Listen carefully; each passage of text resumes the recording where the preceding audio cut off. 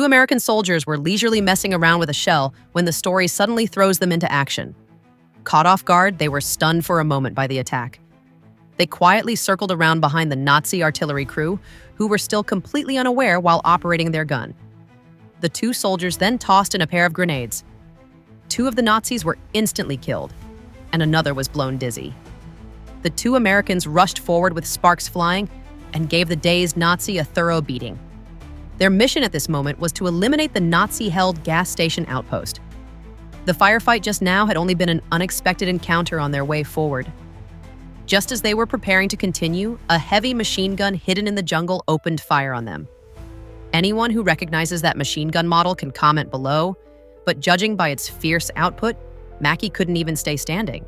He simply dropped what he was holding, grabbed an RPG nearby, and prepared to take out the big one.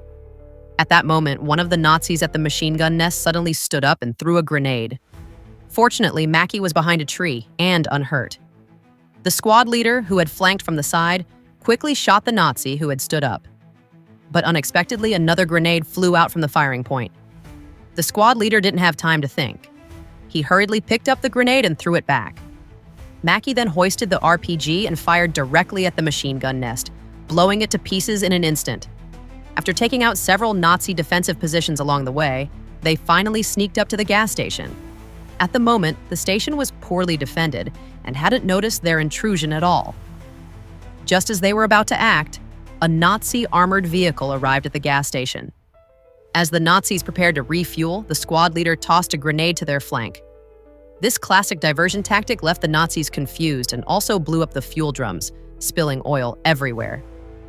Seeing the gasoline flowing across the ground, Mackie pulled out a 9 Yen 90 windproof lighter from his pocket and tossed it in. After watching the gas station go up perfectly in flames, the two soldiers immediately retreated. But of course, the Nazi pursuers weren't going to let them escape easily. A whole group chased right after them, afraid to lose track.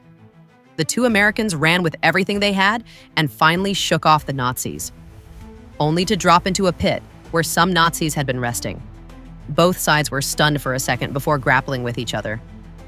But because the two Americans were exhausted, Mackie was pressed to the ground by a Nazi and stabbed once, while the squad leader was also pinned down and beaten.